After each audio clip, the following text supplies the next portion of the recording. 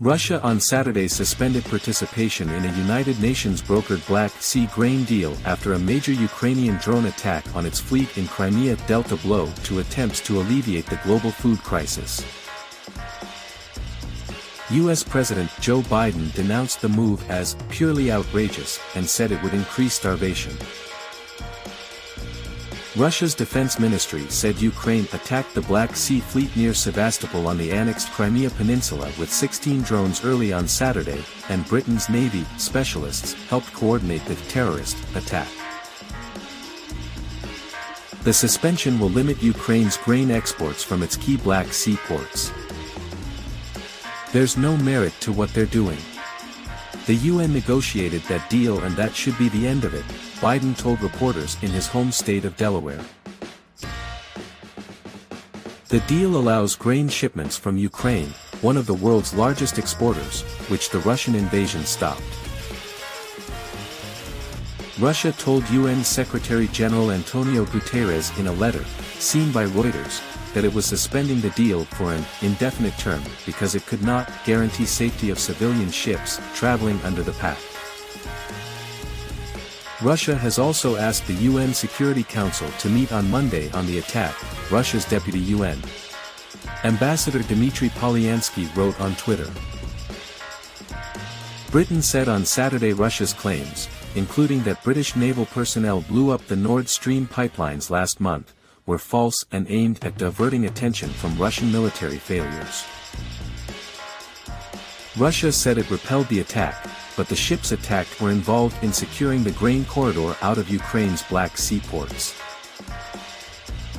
Ukrainian President Volodymyr Zelensky said what he called Russia's nonsensical move required a strong international response from the UN and a group of 20 major economies. This is a completely transparent attempt by Russia to return to the threat of large-scale famine for Africa, for Asia, Zelensky said in a video address, adding that Russia should be kicked out of the G20. Ukrainian Foreign Minister Dmytro Kuleba said Moscow used a false pretext to wreck the deal. I call on all states to demand Russia to stop its Hunger Games and recommit to its obligations, Kuleba said.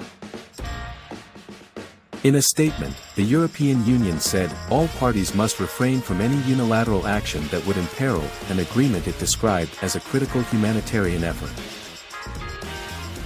Hunger Games. Since Russia and Ukraine signed the United Nations-backed Black Sea Grains Initiative in Turkey on July 22, more than 9 million tons of corn, wheat, sunflower products, barley, canola and soy have been exported. But ahead of the November 19 expiry of the deal, Russia had repeatedly said that there are serious problems with it. Ukraine complained that Moscow had prevented nearly 200 ships from taking on grain shipments. The United Nations is in contact with Russian authorities about the situation, a UN spokesman said.